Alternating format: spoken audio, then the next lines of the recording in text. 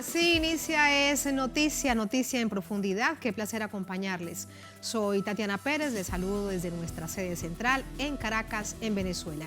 A partir de este momento, en la próxima hora, tenemos 3 temas que son noticia. Aquí están primero desplegados en titulares. En noticia, China, América Latina. Esta semana el gobierno argentino anunció el apoyo del gigante asiático en el pago de un tramo de la enorme deuda con el Fondo Monetario Internacional. Una inédita iniciativa que evita el dólar y evidencia los cambios que vive la región y el mundo. ¿Cuáles son sus bondades? ¿Cuáles sus peligros? Lo analizamos, profundizamos en ello. En noticia, El Mundo. Las organizaciones islámicas y el Papa Francisco, en nombre de la Iglesia Católica, dicen basta a los ataques del Corán ocurridos en varias naciones europeas, nórdicas. ¿Qué hay detrás de estas acciones? ¿Por qué los gobiernos de estos países como Suecia no lo condenan? Vamos a analizarlo.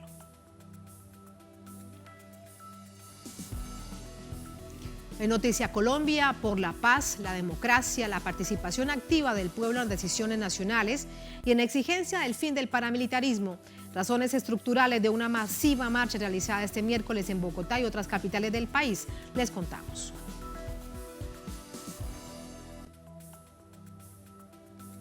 En noticia, casi comienza. Bienvenidos, bienvenidas.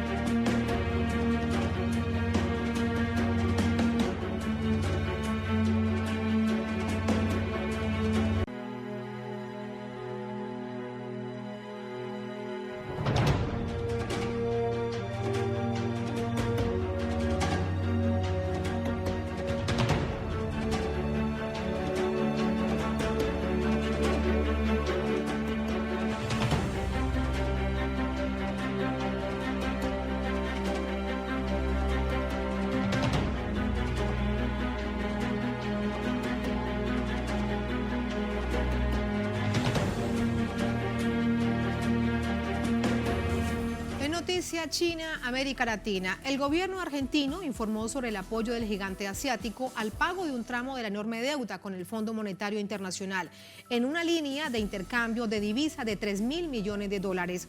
El gigante asiático tiene además un amplio intercambio con Argentina en diversos sectores, al igual que con Bolivia, Venezuela, Brasil y otros países de América Latina.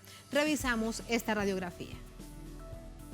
Este lunes, Argentina pagó con yuanes un vencimiento por 2.700 millones de dólares de su deuda con el Fondo Monetario Internacional para salvaguardar sus reservas a través de acuerdos con el gobierno de China y el uso del segundo tramo del swap, intercambio de monedas. Que los 1.700 millones de dólares adicionales para completar el pago en el día de hoy de 2.700 millones de dólares se realice en yuanes directamente desde la cuenta del segundo tramo swap de Argentina con China al Fondo Monetario Internacional.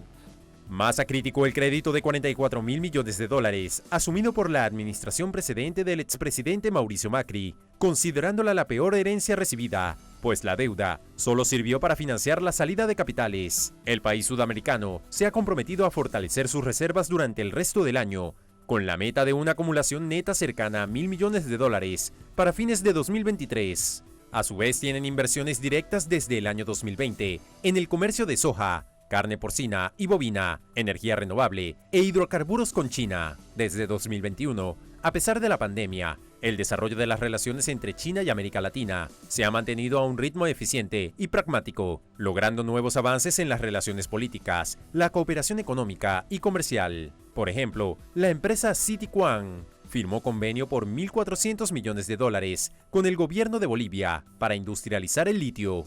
Estos convenios prevén una inversión de alrededor de 1.400 millones de dólares y la construcción de 2 plantas de procesamiento EDL en las localidades de Pasto Grandes y Uyuni Norte, donde se producirán al menos 45.000 toneladas de litio al año. Por su parte, el presidente de Brasil, Luiz Inácio Lula da Silva, firmó 15 acuerdos comerciales con el país asiático durante su visita, entre ellas las áreas de tecnología de comunicación inalámbrica. China es la principal fuente de inversión extranjera de Brasil, mientras Venezuela mantiene hasta la fecha proyectos con el gigante asiático en las áreas energética, industrial, obras públicas, vivienda, agrícola, científica y tecnológica, transporte, cultura, comercio y de seguridad y defensa con Pekín. A partir del año 2022, China ha consolidado su plan de acercamiento con América Latina, con el programa La Franja de la Ruta.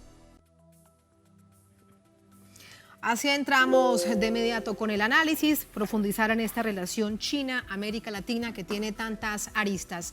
Para ello nos acompaña Héctor Villagrán Cepeda, experto en relación China-América Latina, catedrático universitario, abogado ecuatoriano. Profesor, bienvenido, muy buenas noches. Muchas gracias por la invitación. A usted muchas gracias. Usted es catedrático universitario en una universidad en China. ¿En qué universidad? En la Universidad de la Lengua y Cultura de Beijing. Ya son 8 años y para mí es un enorme gusto poder compartir con los estudiantes chinos los temas que son relevantes para la América Latina. Y ese es el tema específico en la universidad, hablar de política latinoamericana en la universidad. Hablamos de algunos temas, hablamos del tema histórico. Para nosotros es importante esto porque la relación histórica entre China y América Latina podría decirse que tiene 2 etapas. Una etapa que está desconocida todavía y que está por probarse, la llegada a través del Estrecho de Bering o por la vía marítima desde el sudeste asiático, y la otra que está harto conocida, que es la llegada a través del galeón de Manila, gran cantidad de migrantes chinos a nuestro continente, y la última, creo, la que nos permite a profesores como el que le habla estar en China, arranca en 1999 con la visita del comandante Hugo Chávez al presidente Jiang Zemin, y hay una amistad muy grande que se forja en esa relación, porque los dos tenían mucho espíritu de colaboración y además desarrollaron una relación directa de amistad que fue mucho más allá de la relación normal que los presidentes llevan. Entonces eso ha ayudado muchísimo. Yo, el día que recibí en el año 2015 el título de profesor honorario de la universidad, le rindí un homenaje al comandante Chávez, porque estoy seguro que sin esa presencia en 1999 hubiese sido imposible que latinoamericanos podamos estar enseñando en China. Pensando siempre en esa visión, no solamente de Venezuela, de la propia revolución bolivariana y lo que ha significado para el país, sino pensando el presidente Chávez en América Latina y proyectada hacia el mundo, que hoy tiene tanta vigencia. Y es correcto, y hay un tema muy importante porque si revisas cartas de Jamaica, encuentras que el Libertador menciona que algún día esa cultura que ha iluminado, esa cultura de Oriente, se refiere a China en carta de Jamaica, esa cultura de Oriente que ha iluminado Europa llegará a Colombia, pero para esto debemos estar sólidamente unidos. Y creo que Venezuela, nuestras instituciones, también continentales, se siguen fortaleciendo.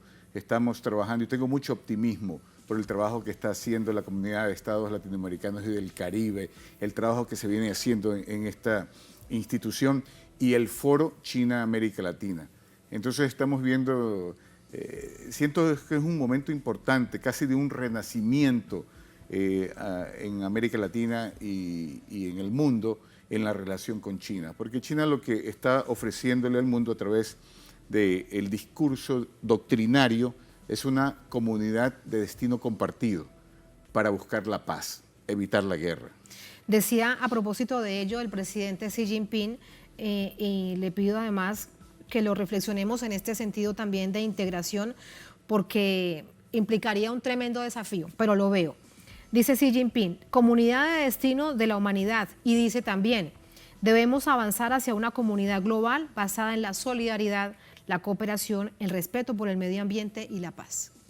Es una expresión que cuando he hablado con los catedráticos chinos, los académicos chinos, y acabo de publicar un artículo mío en el Jornal de Academia de Ciencias Sociales de China, que refiero que cuando el presidente de China ofrece ese discurso a la humanidad y llega a América Latina, los latinoamericanos lo recibimos con especial atención, porque ya hemos tenido latinoamericanos que han convocado a la unidad por el destino común. Y el ejemplo que le daba a los colegas chinos es que el gran poeta Pablo Neruda, en su discurso de Hacia la ciudad espléndida, explica que él pudo haber sido un poeta de la élite. Y él dijo, no, voy a caminar con el obrero, con el trabajador, con el campesino, con el estudiante, con el académico, y vamos todos hacia una ciudad espléndida. Y claro, para llegar a esa ciudad espléndida hay que pasar muchas dificultades, muchos problemas, muchas adversidades, pero al final lo vamos a lograr porque tenemos un destino común. Y entonces pienso que doctrinariamente, nuevamente, hay temas que a pesar de la lejanía, a pesar de la diferencia cultural, a pesar de la diferencia idiomática, nos acercan a los latinoamericanos y a los chinos. Y eso es algo que debemos aprovechar en base a esa apertura que le ha dado China hoy a nuestra región, en la que yo pienso que obviamente América Latina podría generar grandes beneficios, pero China también.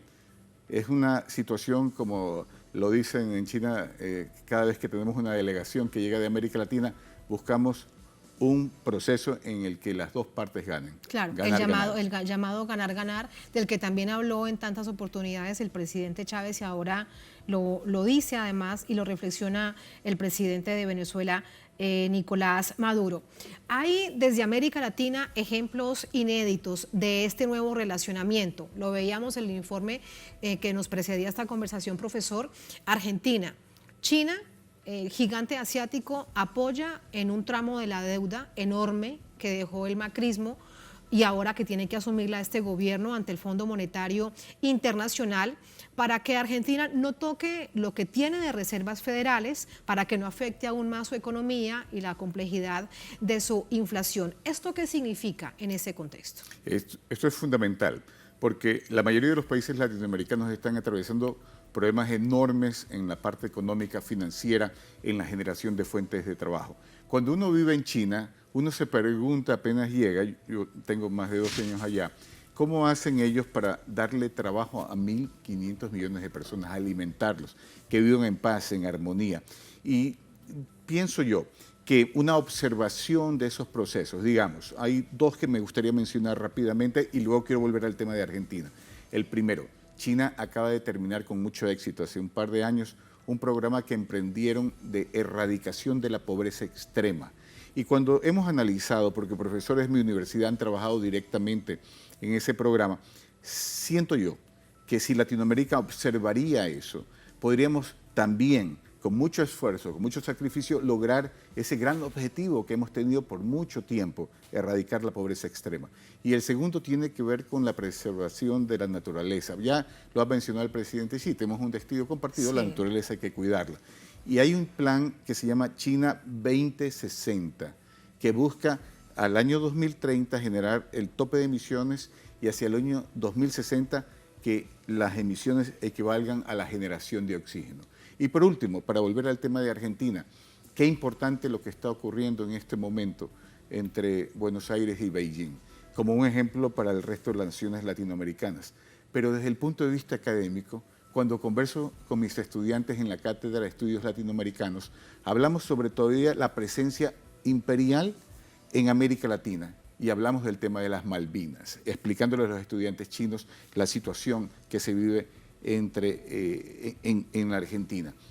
Y lo que a mí... La usurpación de un territorio. Pero es que me llena de admiración cuando usted llega a la Embajada de Argentina, hay una declaración en la que conjuntamente el presidente Xi y la presidenta Fernández dicen las Malvinas son argentinas y la provincia de Taiwán le pertenece a China, una sola China. Son dos políticas fundamentales. Y cuando usted, como joven estudiante de China, abre un mapa, encuentra que esas islas que están en Argentina las llaman las Islas Malvinas, no le llaman el nombre en inglés o como se mencionan en otros mapas. Sí. Y entonces el joven chino reconoce la soberanía de Argentina sobre las Islas Malvinas, que es algo maravilloso. Por supuesto que lo es, porque es la expresión de una política nacional y además de una política exterior argentina. Es la usurpación de un territorio que además es uno de los temas que están en el proceso de descolonización que no avanza dentro de Naciones Unidas. Este tema además con respecto a Argentina y el Fondo Monetario Internacional nos lleva a otro asunto sobre el que China ha trabajado muchísimo y que comparte, por ejemplo, a través de los BRICS, y es cómo desmonetizar el factor dólar en el mundo para negociar y para tener un intercambio comercial con otras monedas. ¿Cuál es su visión? A mí me ha tocado estar muy cerca y he tenido conversaciones con funcionarios del Banco Central de China, que se llama el Banco del Pueblo de China. Y está el Banco del Pueblo de China muy interesado en generar programas de convertibilidad entre la divisa local y el yuan, para hacer más transacciones que liberen a las naciones del yugo del dólar y que puedan activarse en un intercambio que sea equitativo. Eso también es lo que acabamos de ver en esta negociación con Argentina. La negociación le permite asumir ciertos rubros de pagos en yuanes y sobre todo porque la relación del intercambio general ha subido. Hoy China le compra a la región billones de dólares en productos, entonces se puede generar ese tipo de intercambio. Y hay un estudio... Aquí hay antes de que me cuente esto, es algo importante, ya que usted lo plantea, porque lo que debería suceder, como se anhela desde toda nuestra América Latina, es que pasemos de enviar los productos no manufacturados a China y a otras partes del mundo, pero en este caso al gigante asiático, a productos manufacturados que tengan un valor adicional. Y hay una nueva política del gobierno chino que yo aspiro que los académicos latinoamericanos puedan analizarla para compartirla con los estudiantes, con los gobiernos locales, regionales y sobre todo con los gobiernos nacionales. Es la política de compartir la tecnología industrial. Entonces China está dispuesta a emprender en ese tipo de acciones.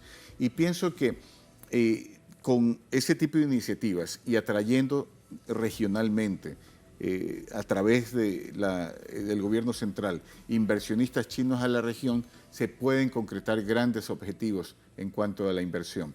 Pero en cuanto al intercambio, la Comisión de Estudios para el Desarrollo de la América Latina y el Caribe, con sede en Santiago de Chile, hace algunos años publicó un estudio sobre China y América Latina en la que decían que América Latina le puede vender más productos a China, que le puede vender otro tipo de productos adicionales a lo que se está vendiendo tradicionalmente y que también América Latina puede entrar en alguna alianza estratégica con China para aprender las cadenas de distribución de logísticas y de pagos financieros, que son fantásticos. China quizás es el país más avanzado del mundo en estos temas. Y ahí estaríamos entonces dejando de lado el llamado código SWIFT y todo este sistema impuesto por Estados Unidos desde marco del sistema financiero internacional. Y que es otra usado forma de una manera injusta para sancionar naciones. Pero claro, por supuesto. Y otra cosa que he notado... usado como una política ilegal de Estados Unidos. Y que he notado es que también estas políticas que se han aplicado con países contra Cuba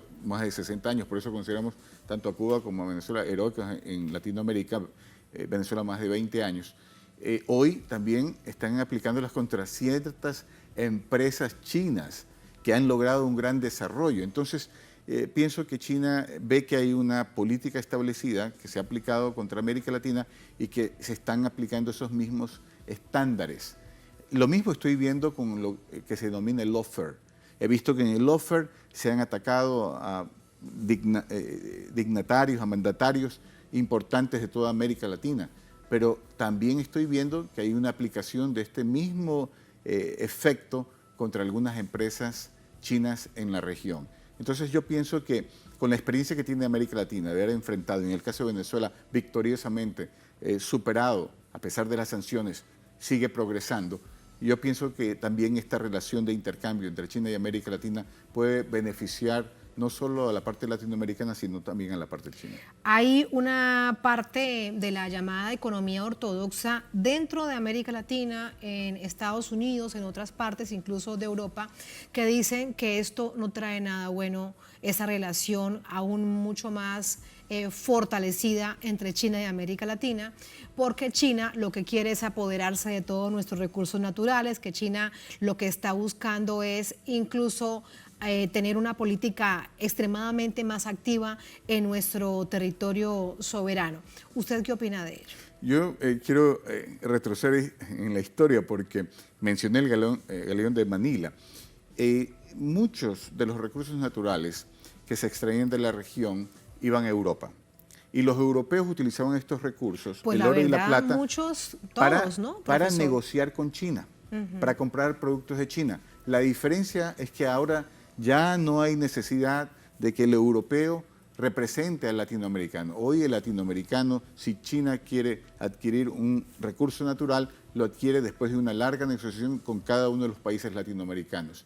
Y dijo el poeta Pablo Neruda, para llegar a esta ciudad espléndida hemos tenido que ser sujetos del pillaje de aquellos que llegaron a nuestra región y tomaron los recursos y también depredaron a nuestra naturaleza y eliminaron a nuestros habitantes.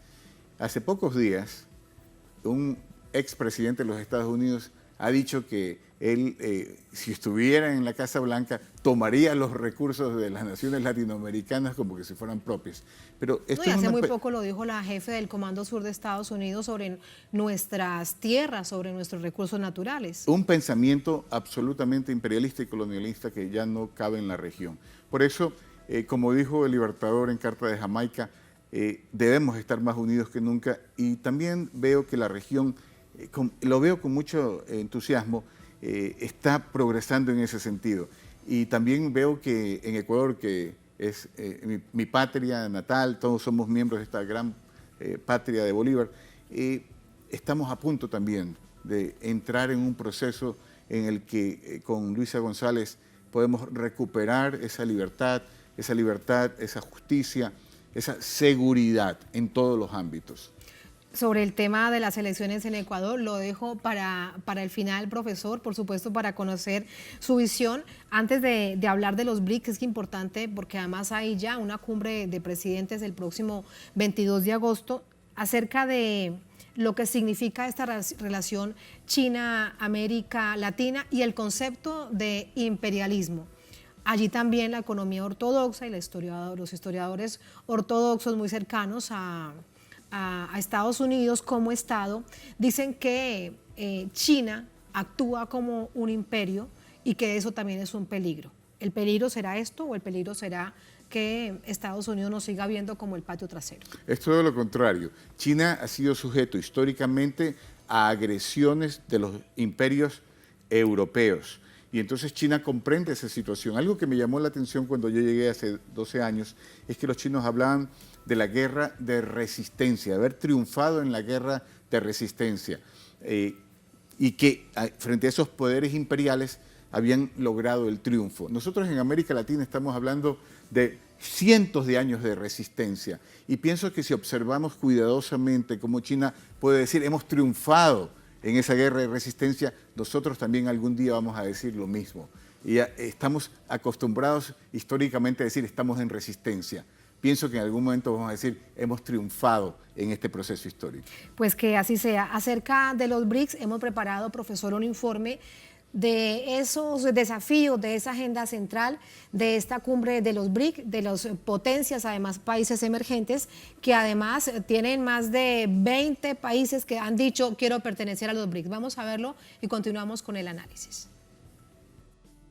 La ciudad de Johannesburgo, Sudáfrica, celebrará la 15ª cumbre de los BRICS desde el próximo 22 al 24 de agosto, que contará con la presencia de representantes de los países miembros, entre ellos Brasil, Rusia, India, China y Sudáfrica. Se prevé que al evento asistan como invitados voceros de países como Arabia Saudita, Emiratos Árabes Unidos, Egipto y Kazajistán, mismas naciones que han manifestado su intención de integrarse al bloque multilateral. Por ello, la expansión de los BRICS es uno de los temas más importantes a discutir.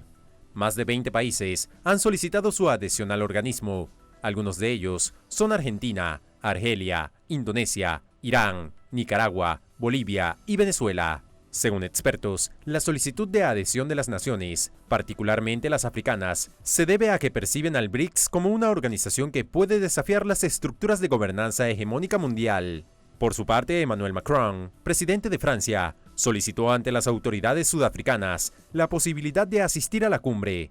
Sin embargo, no fue invitado, pues la portavoz de la Cancillería rusa consideró que su participación no ayudaría a resolver los retos que enfrentan los BRICS.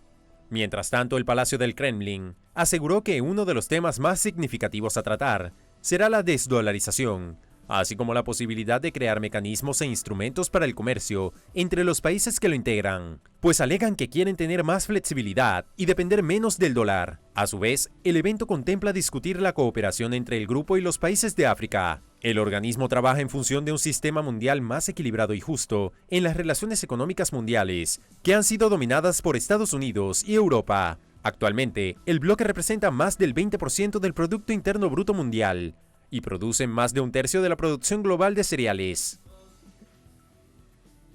Y China, además de Rusia e India, que potencian todo pues este ejercicio de nuevas formas de los bloques en el mundo que se van moviendo, ¿ya deberían dejar de decirse que eso es un bloque de países emergentes? ¿Usted qué cree, profesor? Es correcto, y además que los latinoamericanos nos sentimos tremendamente orgullosos porque tenemos una latinoamericana liderando el Banco de los BRICS en Shanghái, Dilma. Y eso, pienso que para los académicos nuevamente, permíteme, Tatiana, enfocarme en ese tema, es un llamado de atención para los académicos en toda América Latina o en el mundo que les interese el tema latinoamericano, porque en la ciudad de Shanghái, en la Universidad de Fudan, que es una de las más importantes, existe un centro BRICS.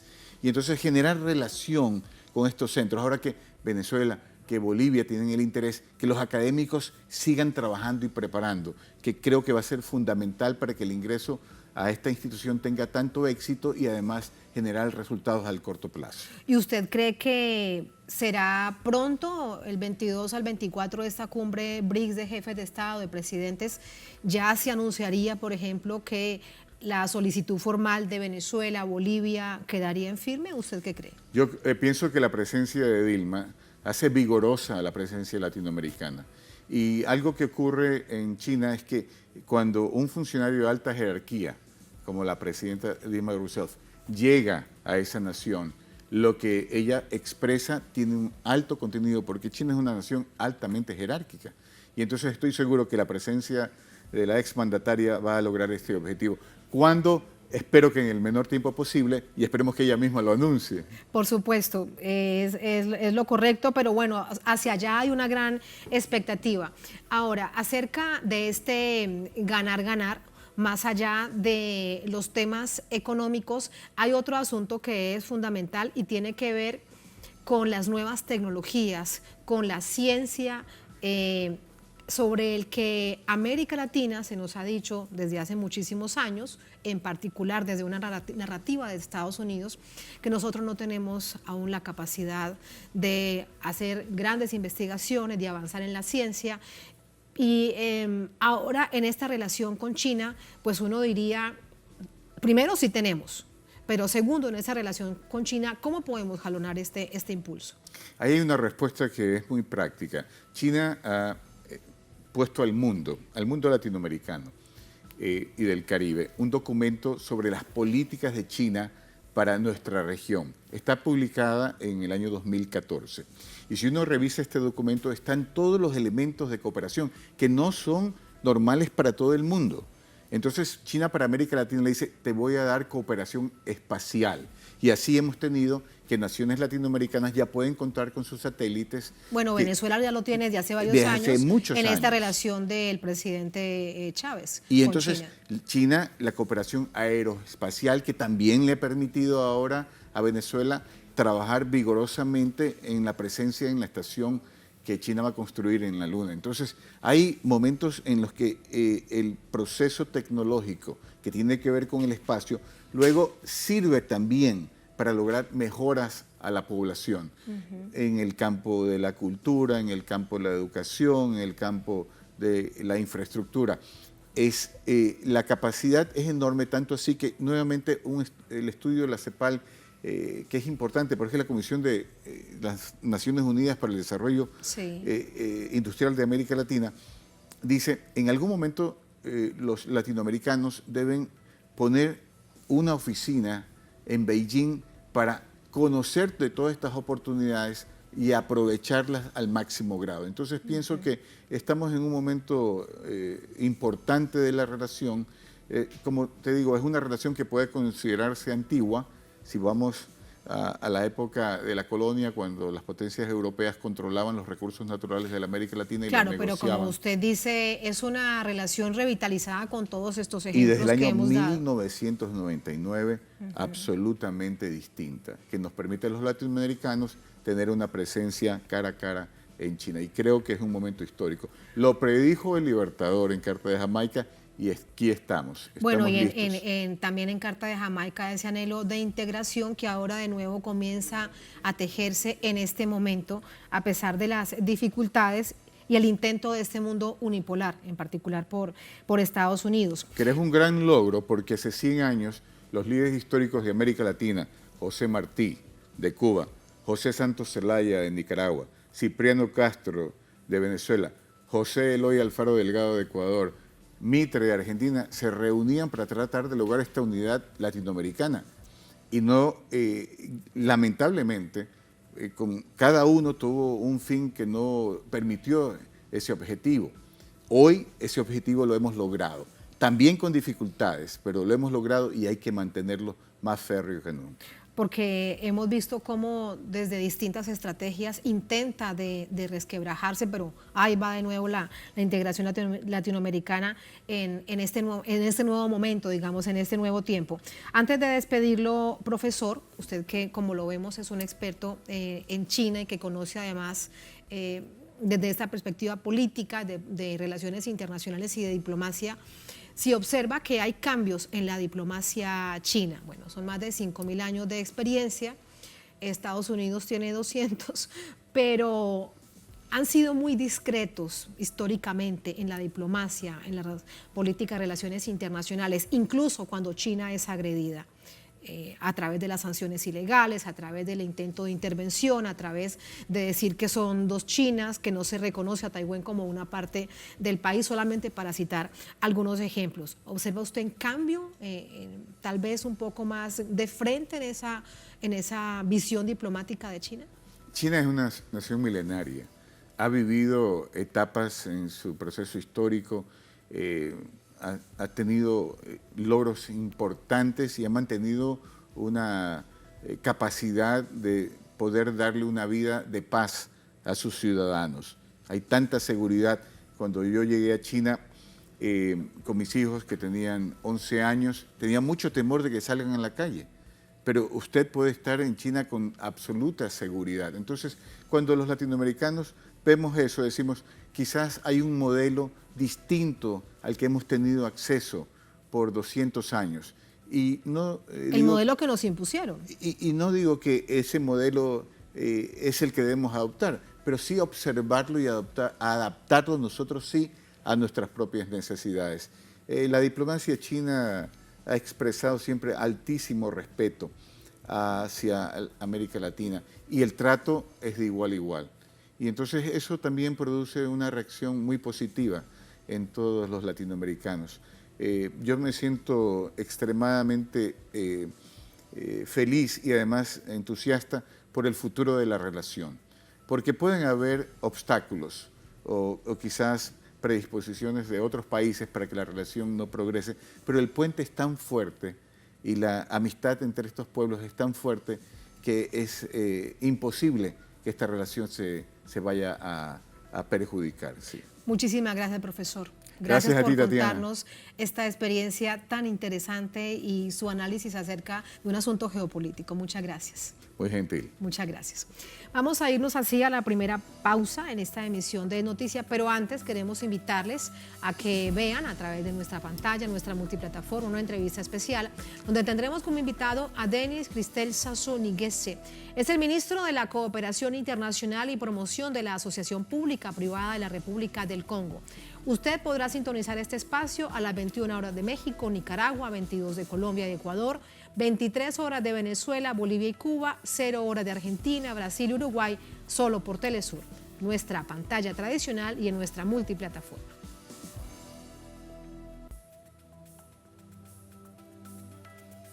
Ahí está la invitación. Vamos ahora a contarles de qué viene después de esta pausa de noticia. En Noticia del Mundo, las organizaciones islámicas, el Papa Francisco, en nombre de la Iglesia Católica, dicen basta a los ataques del Corán ocurridos en varias naciones nórdicas. ¿Qué hay detrás de estas acciones violentas? ¿Por qué los gobiernos de estos países como Suecia no lo han condenado? Profundizamos en ello al volver en el Noticia.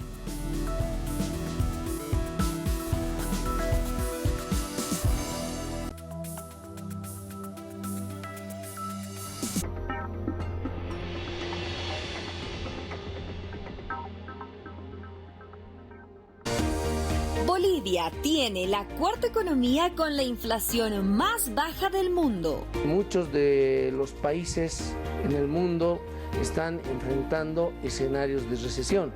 Ahora, con tantos shocks externos y remesones como placas tectónicas generando su irradiación a nivel global, Bolivia está sabiendo mantenerse como una de las economías con más estabilidad y crecimiento económico. Estabilidad de precios y baja inflación. La fortaleza de nuestro modelo económico social comunitario productivo.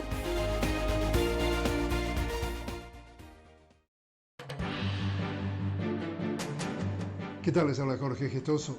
Te invito a que me acompañes en un nuevo programa en donde estaremos hablando sobre las elecciones en Guatemala con otra notable invitada, Olinda Salguero, periodista y presidenta de la Fundación Esquipulas, desde Ciudad de Guatemala, solo por Telesur. Notables con Jorge Gestoso. Jueves, solo por Telesur.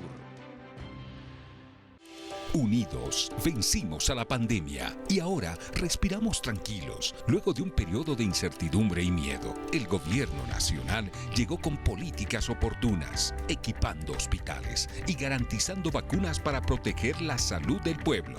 Gracias a estas medidas, desde el 1 de agosto, Bolivia deja atrás la emergencia sanitaria internacional por la COVID-19. Pero la alerta sanitaria en la red de servicios de salud no baja los brazos. La vigilancia epidemiológica, el diagnóstico oportuno y la vacunación contra la COVID-19 continúa. Cumplimos con la salud del pueblo boliviano.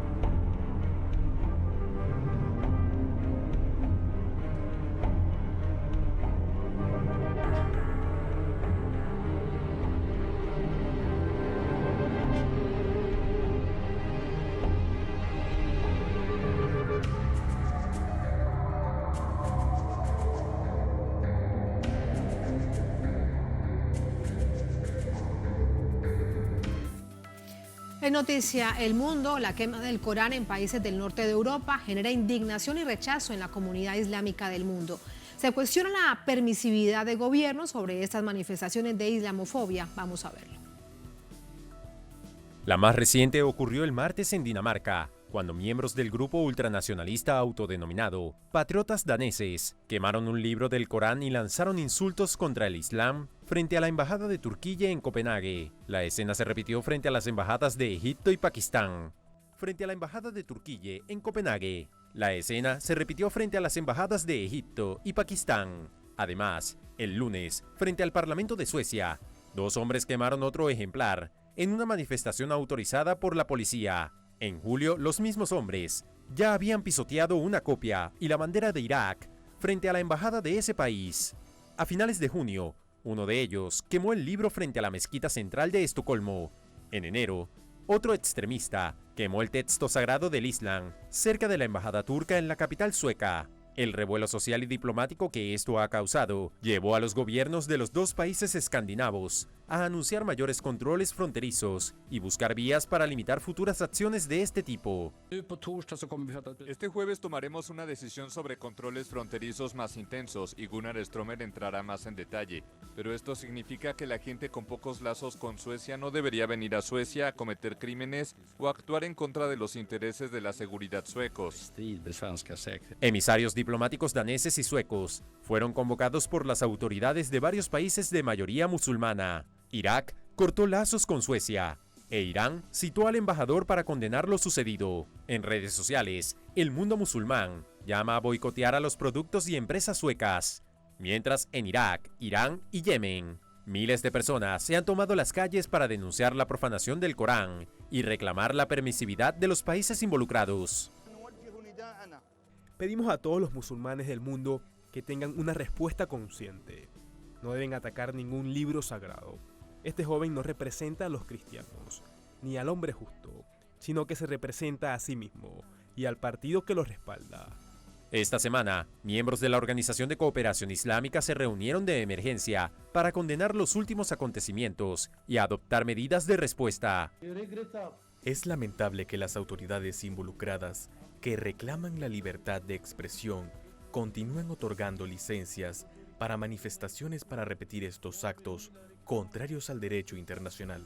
El Papa Francisco y Naciones Unidas también se han pronunciado en rechazo a estos actos, mientras la Unión Europea considera que aunque son ofensivos e irrespetuosos, no representan una violación del derecho internacional. Sin embargo, la libertad de religión o creencias está garantizada por la Declaración Universal de Derechos Humanos. De acuerdo con el Global Muslim Population, la población musulmana supera los 2.000 millones de personas, cerca del 25% de la población mundial. Asimismo, unos 25 millones de musulmanes habitan en Europa. No obstante, en los últimos años, la islamofobia ha alcanzado niveles inéditos. Lo sucedido en los países escandinavos no son casos aislados y forma parte de la estigmatización de esta población. Así entramos con el análisis. Desde el Líbano nos acompaña el Sheikh Abdul Karim Paz, representante del diálogo interreligioso en la Fundación Islámica de Argentina, FIAS. Bienvenido, Sheikh. Buenas noches.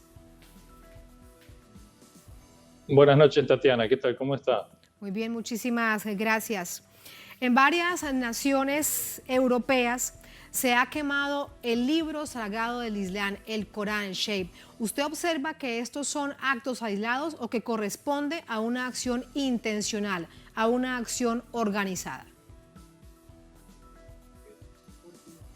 Bueno, en el nombre de Dios, el clementísimo, misericordiosísimo. Mire, Tatiana, el tema es que si fuera un hombre que hace un acto así aberrante y provocativo y demás, uno podría creer de que, bueno, se trata de una persona, un individuo, un inadaptado, pero cuando un gobierno coloca a la policía para custodiarlo y le permite reiterarlo en 3 oportunidades y luego se suma otro país también con el apoyo del gobierno para un acto de esta naturaleza que no conlleva ninguna actitud constructiva, ninguna actitud pacificadora, ninguna actitud dialogante, tolerante, sino que enciende pasiones y puede llegar a provocar disturbios y enojos y reacciones.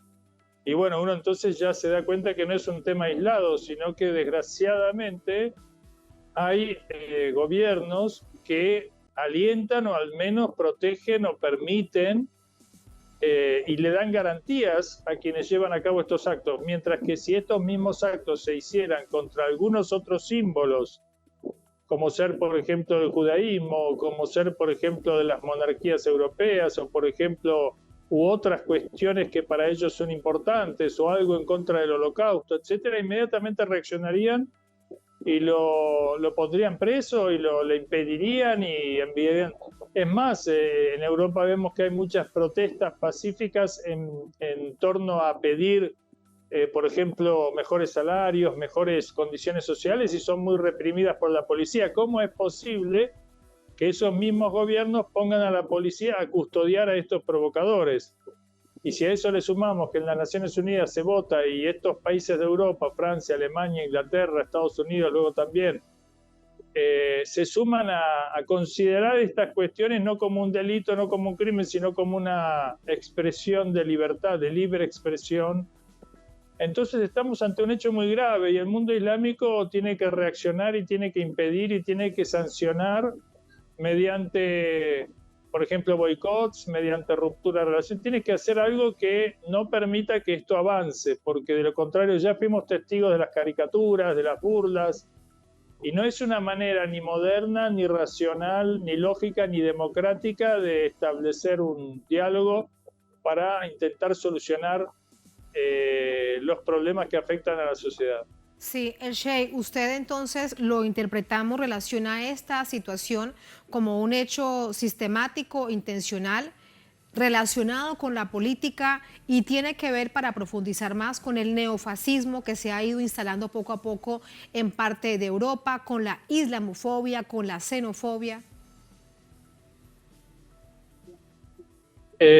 Sin duda hay una conexión, porque por un lado estos países de Europa apoyan al régimen sionista que está ocupando territorio palestino, a la luz del mundo está ocupando nuevas tierras todo el tiempo, aquellas que Naciones Unidas ha prohibido incesantemente al régimen de sionista de ocupación de ocupar en Cisjordania.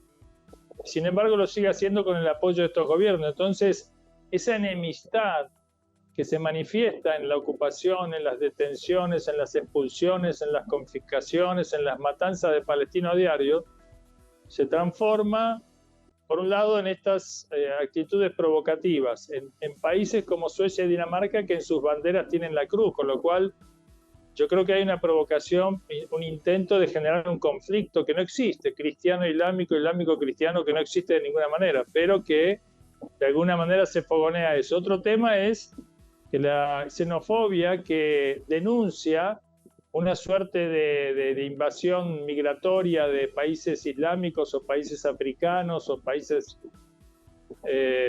limítrofes, o países de Europa del Este, etcétera, lo que no contemplan es las causas de estas migraciones. Estas migraciones masivas no son naturales. Los pueblos no quieren desplazarse si no están forzados a ello. Y las políticas colonialistas, las invasiones, las ocupaciones, los expolios del petróleo, los robos, como vemos en Libia, como vimos en Irak, como vimos en Afganistán, como vimos en Siria, provoca estas olas migratorias. Entonces la solución no es quemar y atacar, digamos, a estos migrantes, porque eso es sumar más violencia a la violencia que ya se ejerció en primera instancia para que estos abandonen su país y vayan a buscar refugio y una vida mejor. Entonces, realmente, si bien uno puede creer de que una persona irracional, inadaptada, con problemas, puede hacer una acción así, pero cuando intervienen los gobiernos en favor o en la protección de estos episodios, de alguna manera no dejan de ser una suerte de aliento, entonces ya uno entiende que el problema es mucho más grave, porque los gobiernos deberían estar pensando cómo solucionar los problemas, no cómo incrementarlos y cómo incrementar la violencia y los conflictos y los enfrentamientos. Debería tratar de pacificar y de encontrar soluciones racionales allí donde pueden primar pasiones y demás. Claro, el Sheikh, usted le envió una carta al Papa Francisco, el Papa Francisco ha respondido. Quiero preguntarle qué dicen estas cartas y si ya se han hecho públicas. Bueno, nosotros, saben, el Papa Francisco es argentino, yo soy argentino, nos conocemos de la Argentina, cuando él era el jefe de la Iglesia Católica Argentina. Él siempre es un hombre de una condición de vida muy humilde, muy cercana al sentir, digamos, del pueblo, muy de mucha convivencia con el pueblo, muy llano, muy allegado a atender puentes de diálogo. Nos ha visitado en la mezquita allí en Buenos Aires, yo he tenido muchas reuniones con él. Hemos hecho muchos actos conjuntos, interreligiosos, de diálogos por la paz. Hemos condenado en forma conjunta en una manifestación muy importante en la Plaza de Mayo, en el centro de la capital argentina, a la invasión norteamericana a Irak, que después los norteamericanos y los ingleses dijeron que se habían equivocado, pero que costó casi 1 millón de muertos. es una cosa aberrante. Y sin embargo, bueno, el Papa Francisco siempre se ha manifestado en favor del diálogo, de la paz, del entendimiento, del encuentro, de la cultura de los puentes, como dice él, la cultura del encuentro. Por lo tanto, está en contra de estas provocaciones. Yo le hice, digamos, saber la indignación que generaban estos actos y que de alguna manera veíamos que había que incrementar la relación, la unión, el diálogo, el encuentro, la puesta en común de nuestras cuestiones comunes para contrarrestar estas cuestiones y para intentar desde el ámbito religioso aportar soluciones a los problemas que enfrentan las sociedades hoy. Él siempre se mostró muy dispuesto y esta vez, una vez más, él respondió, ya lo había hecho una condena pública anterior, ahora respondió nuevamente que considera esta acción una salvajada, es la expresión que utilizó él, una salvajada, y algo que daña e impide la sana comunicación entre las personas, el diálogo entre las personas, que es la vía por la cual se encuentran soluciones, se frenan conflictos, se pone paz en el mundo. Hoy desde Portugal, en el Encuentro de la Juventud Mundial, llamó nuevamente y dejó un interrogante abierto a Europa, ¿hacia dónde va Europa? ¿Por qué no se esfuerza por encontrar canales de diálogo y paz en Ucrania, por ejemplo, en vez de vender armas y usufructuar con la venta de armas, que es realmente pan para hoy, hambre para mañana? Es minar las propias, destrozar los puentes de comunicación y generar un futuro muy incierto, muy peligroso para todos, para ellos también. Así que bueno, en ese sentido el Papa se mostró una vez más muy dispuesto a comprometerse con el camino del diálogo, y la condena, no solamente condenó como una salvajada este hecho, sino que además condenó también al gobierno sueco por apoyar esto, y dijo que eso era un error tremendo y que no se entendía y que no tenía ninguna lógica, digamos, apoyar un acto de esta naturaleza. Sin duda, así debe ser. El Sheikh, muchísimas gracias por ese testimonio, por estas reflexiones para Noticia de Telesur. Bueno, muchas gracias a usted, Tatiana, a todos los televidentes, a todo el gran pueblo de la patria grande latinoamericana. Un saludo muy grande y esperamos contribuir con el diálogo a la solución de los problemas que nos afectan y que nos quieren imponer. Muchas gracias. Que así sea. Muchísimas gracias. Muy buenas noches. Allí teníamos en exclusiva desde el Líbano a Sheikh Abdul Karim Paz, representante del diálogo interreligioso en la Fundación Islámica de Argentina, FIAS, acerca de este momento complejo que vive, otro momento complejo que vive la humanidad, pero ahí está la reflexión que le ha planteado. El diálogo debe ser la salida y ningún gobierno desde ninguna perspectiva política debe apoyar la islamofobia, la xenofobia, el racismo, etcétera, etcétera.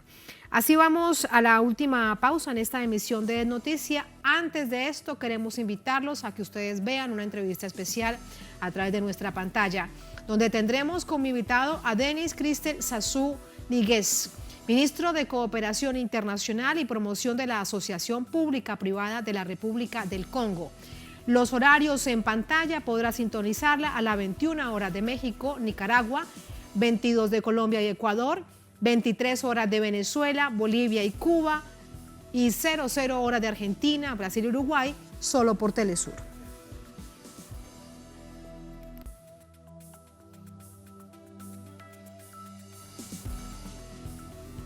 Y al regreso, en Noticia Colombia, por la paz, la democracia, la participación activa del pueblo en las decisiones nacionales y en exigencia del fin del paramilitarismo. Razones estructurales de una masiva marcha realizada este miércoles en Bogotá y otras ciudades. Les contamos al volver. Estamos en Noticia.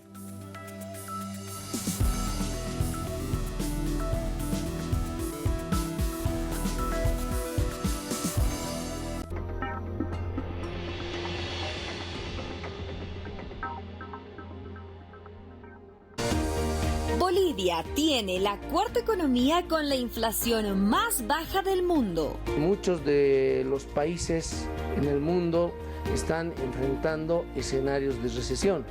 Ahora, con tantos shocks externos y remesones como placas tectónicas generando su irradiación a nivel global, Bolivia está sabiendo mantenerse como una de las economías con más estabilidad y crecimiento económico. Estabilidad de precios y baja inflación. La fortaleza de nuestro modelo económico social comunitario productivo. Desde el portal web europeo Dailymotion encuentras todo nuestro contenido en vivo, en español e inglés.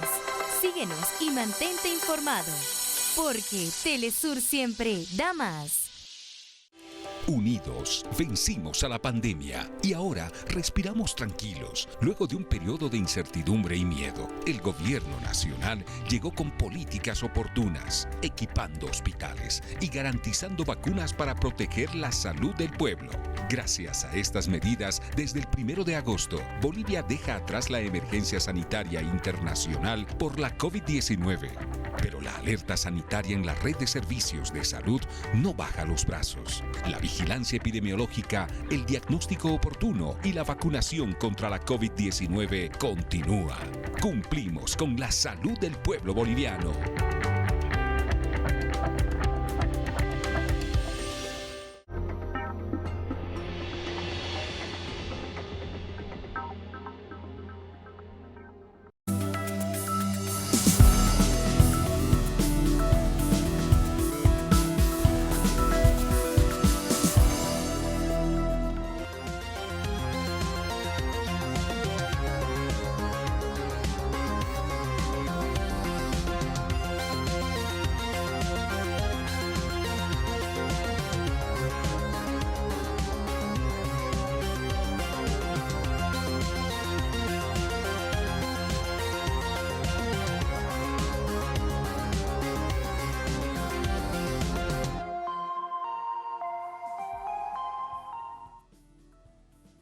En Noticia Colombia, organizaciones sociales convocaron a una movilización en diversas ciudades del país.